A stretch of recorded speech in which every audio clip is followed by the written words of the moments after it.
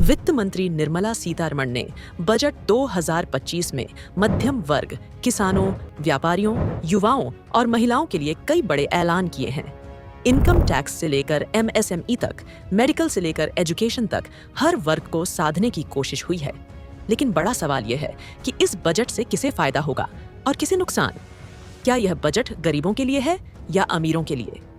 क्या मध्यम वर्ग को मिली राहत पर्याप्त है? क्या यह बजट आम जनता के लिए वाकई कारगर साबित होगा? बजट की बड़ी घोषणाएं। मध्यम वर्ग के लिए इनकम टैक्स स्लैब में राहत, किसानों के लिए कृषि योजनाएं और लोन बढ़ोतरी, युवाओं के लिए स्टार्टअप फंड और एजुकेशन सेक्टर में निवेश, व्यापारियों के लिए एमएसएमई लोन और नई स्कीमें, महिलाओं के लिए स्पेशल लोन और बिजनेस सपोर्ट। लेकिन क्या इन योजनाओं से गरीबों की जिंदगी बदलेगी या फिर अमीरों को ही फायदा मिलेगा? बजट 2025 मध्यम वर्ग की बल्ले बल्ले या सिर्फ दिखावा? गरीबों को योजनाएं, अमीरों को छूट, किसके हिस्से क्या? इनकम टैक्स में राहत, पर महंगाई से क्या होगा फायदा? क्या युवाओं को स्टार्टअप स्कीम से मिलेगा असली लाभ? किसानों के लिए लोन, मगर एमएसपी पर कोई बात नहीं, किसको फायदा? मध्यम वर्ग 12 लाख तक की कमाई पर कोई टैक्स नहीं, जिससे नौकरी पेशा और व्यापारियों को राहत मिलेगी। स्टैंडर्ड डिडक्शन 75,000 करने से इनकम टैक्स में और राहत मिलेगी।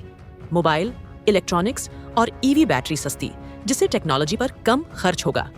किसान क्रेडिट कार्ड की लिमिट 3 लाख से 5 लाख की गई, जिससे छोटे किसानों को लोन मिलेगा। डेयरी और मछली पालन के लिए लोन, जिससे ग्रामीण अर्थव्यवस्था को मजबूती मिलेगी। दालों में आत्मनिर्भरता के लिए 6 साल का मिशन, जिससे खाद्य सुरक्षा मजबूत होगी। युवा वर्ग 10,000 करोड़ का स्टार्टअप फंड, जिससे नए बिजनेस को बढ़ावा मिलेगा। आईआईटी और मेडिकल कॉलेजों में 75,000 सीटें बढ़ेंगी, जिससे उच्च शिक्षा में अवसर मिलेंगे। 5 नए स्किल सेंटर, जिससे तकनीकी शिक्षा को मजबूती मिलेगी। व्यापारी और MSME sector, loan guarantee limit 5 crore से 10 करोड़, जिससे छोटे व्यापारियों को फाइनेंस मिलेगा। लेदर और खिलौना इंडस्ट्री को बढ़ावा, जिससे रोजगार के नए अवसर बनेंगे। शहरी स्ट्रीट वेंडर्स के लिए लोन लिमिट 30,000, जिससे छोटे व्यापारियों को मदद मिलेगी। महिलाएं, SC/ST की एमएसएमई महिला उद्यमियों के लिए स्पेशल लोन योजना, जिससे महिला सशक्तिकरण को बढ़ावा मिलेगा। पहली बार बिजनेस शुरू करने वाली महिलाओं को 2 करोड़ का टर्म लोन, जिससे नई महिला उद्यमियों को सहयोग मिलेगा। किसको नुकसान? गरीब वर्ग, राशन और सब्सिडी पर कोई बड़ा ऐलान नहीं, जिससे महंगाई से राहत नहीं मिलेगी। मनरेगा बजट में कोई बढ़ोतरी नहीं, जिससे ग्रामीण रोजगार प्रभावित हो सकता है। एमएसपी, न्यूनतम समर्थन मूल्य पर कोई चर्चा नहीं, जिससे किसान फिर से असुरक्षित महसूस कर सकते हैं। अमीरों को फायदा? इनकम टैक्स स्लैब में बदलाव से उच्च वर्ग पर कोई प्रभाव नहीं, यानी बड़ी कंपनियों को टैक्स छूट का लाभ मिलेगा।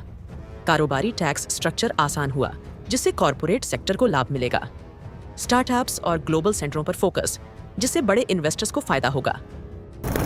निर्मला सीतारमण का बजट 2025, क्या यह बजट मध्यम वर्ग की उम्मीदों पर खरा उतरेगा? क्या गरीबों की मदद के लिए यह योजनाएं काफी हैं? क्या यह बजट असल में आम आदमी के लिए राहत लेकर आया या सिर्फ बड़े व्यापारियों को फायदा पहुंचाने का जरिया बना? बजट 2025 आम आदमी के लिए सौगात या एक और जुमला